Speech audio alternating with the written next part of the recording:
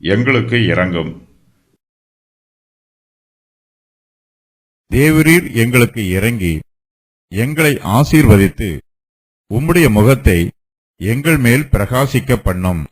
தேவரீர் எங்களுக்கு இறங்கி எங்களை ஆசீர்வதித்து உம்முடைய முகத்தை எங்கள் மேல் பிரகாசிக்க பண்ணும்.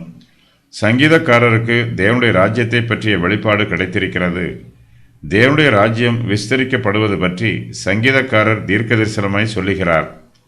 புறஜாதியார் ரட்சிக்கப்பட வேண்டும் என்று ஜெபிக்கும்போது இஸ்ரவேல் ஜனத்தாரும் ரட்சிக்கப்பட வேண்டும் என்று சங்கீதக்காரர் ஜெபம் பண்ணுகிறார்.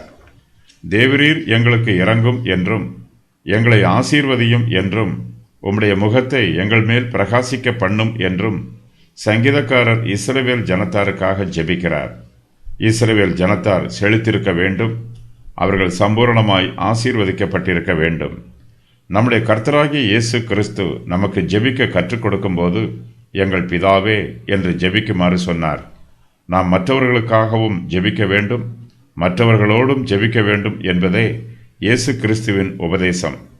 சங்கீதக்காரர் தேவனிடத்தில் ஜெபிக்கும்போது தேவரீர் எனக்கு இறங்கி என்னை ஆசீர்வதியும் என்று ஜெபிக்காமல் தேவரீர் எங்களுக்கு இறங்கி எங்களை ஆசீர்வதியும் என்று தனக்கும் மற்றவர்களுக்கும் சேர்த்து ஜெபம் பண்ணுகிறார். நம்முடைய எல்லா ஆசீர்வாதங்களும் தேவனுடைய கிருபையினாலும் இரக்கத்தினாலும் நமக்கு வருகிறது. தேவனுடைய கிருபையினாலேயே நமக்குள் ஆசீர்வாதம் பெருகுகிறது. ஆகையினால் நாம் தேவனிடத்தில் ஜெபிக்க ஆரம்பிக்கும் போதே அவருடைய கிருபைக்காக ஜெபிக்க வேண்டும். தேவரீர் எங்களுக்கு இரங்கும் என்று தேவனுடைய இரக்கத்திற்காக ஜெபிக்க வேண்டும். பாவிகளாகிய நம்மீது தேவன் இறங்க வேண்டும். அப்போதுதான் அவருடைய ஆசீர்வாதம் நமக்கு வரும். சங்கீதக்காரர் தேவனிடத்தில் ஜெபிக்கும் போது தேவரீர் எங்களை ஆசீர்வதியும் என்று சொல்லி ஜெபிக்கிறார்.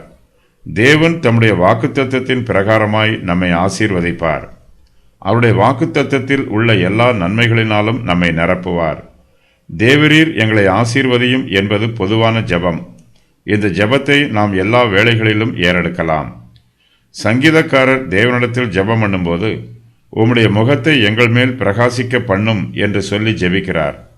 தேவன் தம்முடைய கிருபையினால் அவருடைய ஆசீர்வாதங்களையும் சிலாக்கியங்களையும் நன்மைகளையும் பெற்றுக்கொள்வதற்கு நம்மை தகுதிப்படுத்துகிறார்.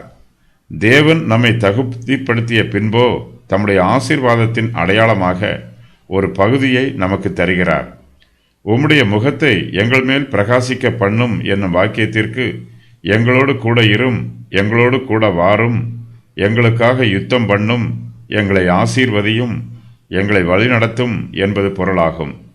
தேவனிடம் ஏறெடுக்கப்படும் விண்ணப்பங்கள்: எங்கள் மேல் இறங்கும், எங்களை ஆசீர்வதியும், உம்முடைய முகத்தை எங்கள் மேல் பிரகாசிக்க பண்ணும். நமது ஜெபங்களுக்கு தேவன் பதில் கொடுப்பார் என்பதற்கான காரணங்கள்: பூமியில் உம்முடைய வழியை விளங்கும்படியாய் செய்யும், எல்லா ஜாதிகளுக்குள்ளும் உம்முடைய இரட்சணியம் விளங்கும்படி செய்யும்.